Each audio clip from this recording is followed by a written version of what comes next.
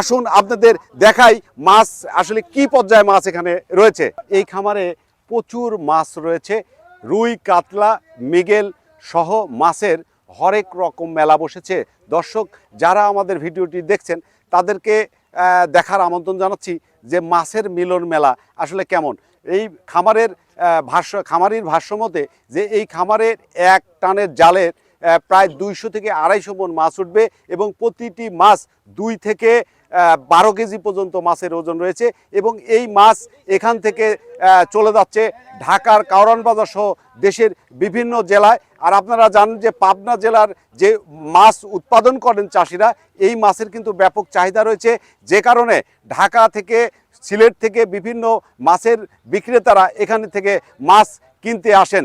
রুই মাছ আছে 2300 পিস, 2 থেকে 2.5 কেজি ওজন। আর কাতলা আছে হলে 205 পিস, এটার ওজন 5, 5.5, 4 কেজি ওজন। সিলভার আছে হলে 500 পিস, এটার ওজন অল্প 1-1.5 কেজি ওজন, কি 2-2.5 কেজি এরকম। মোট মাছ আছে হলে 4500 পিস। এখান থেকে আমরা মাছ, গ্লাস, কাতল, রুই, ব্লাড ব্রিগেড এবং হাঙ্গরি অথবা কার্পু বলি, এগুলা আমরা হলো 2 কেজি করে মাছ, এগুলো আমরা 310 টাকা এখানে